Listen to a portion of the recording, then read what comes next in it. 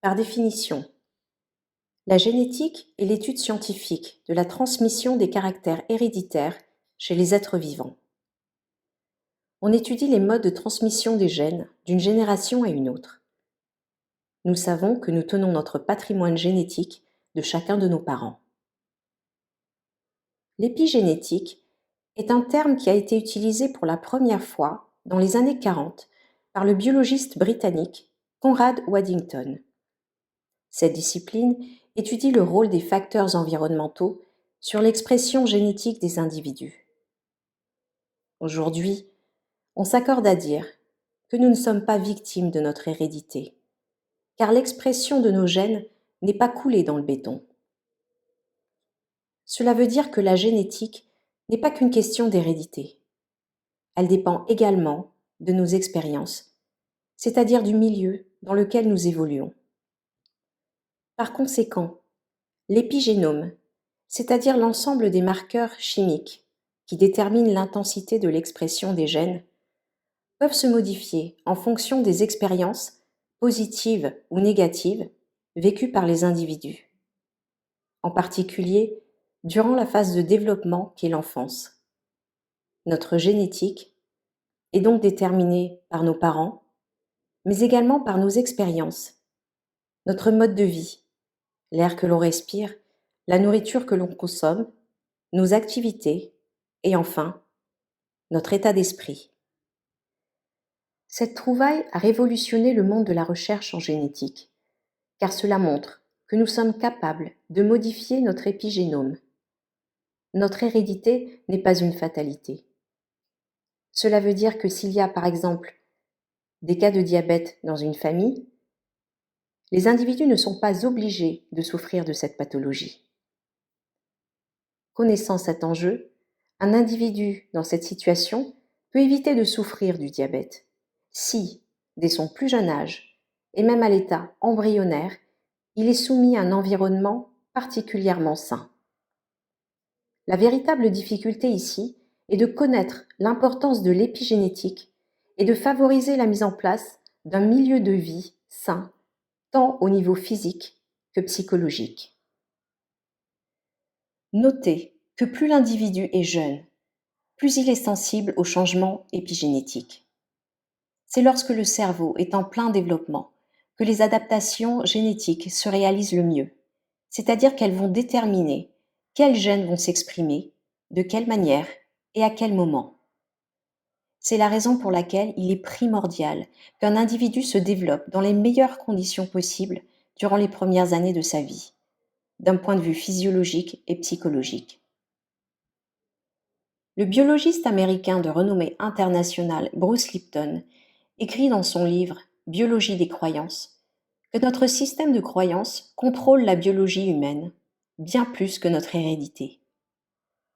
Il s'agit d'un ouvrage passionnant, à lire absolument, si le thème de l'épigénétique vous intéresse. Vous trouverez un extrait que je vous propose ici sur cette chaîne, à la fin de la vidéo. En biologie et en médecine conventionnelle, nous avons appris le déterminisme génétique, c'est-à-dire que nous ne choisissons pas nos gènes. Ils nous sont transmis par nos parents et nos ancêtres.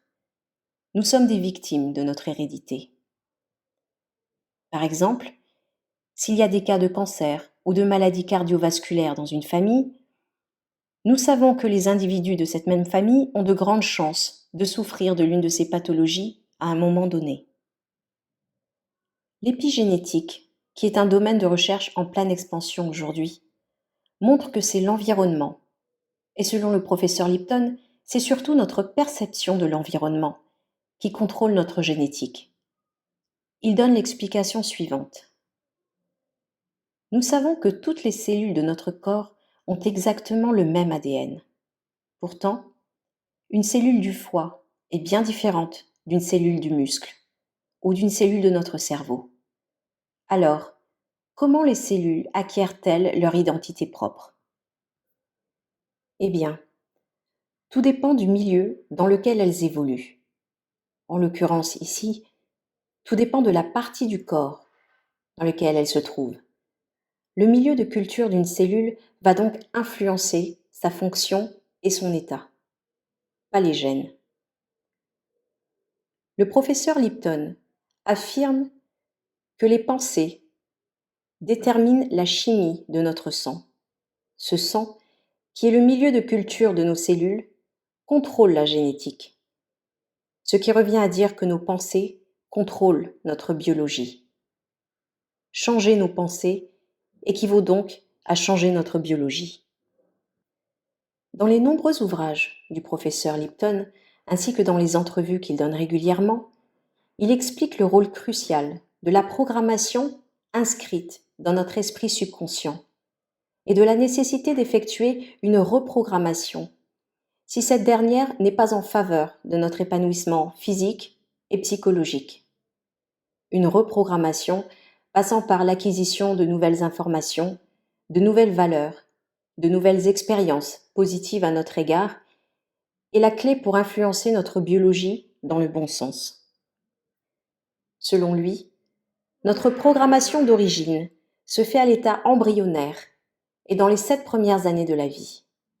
Nous sommes programmés par notre famille, les écoles que nous fréquentons, les activités, bref, tout ce qui forme la communauté dans laquelle nous vivons, de même que notre alimentation et l'air que nous respirons. Tout ceci contribue à construire notre système de valeurs. Si par exemple, vous avez entendu durant toute votre enfance que dans votre famille, il y a des cas de cancer ou de maladies cardiovasculaires, vous êtes programmé, préparé à souffrir de l'une de ces maladies, tôt ou tard. D'autre part, des études ont été menées sur des enfants adoptés qui ont montré que ces derniers ont développé les mêmes maladies que celles des membres de leur famille adoptive. Comment expliquer cela ? Votre conscience est capable de réécrire vos gènes. J'espère que vous avez apprécié cette vidéo. Merci de mettre un petit like et de vous abonner si ce n'est pas déjà fait. Et n'hésitez surtout pas à laisser un commentaire. Prenez bien soin de vous et à très bientôt.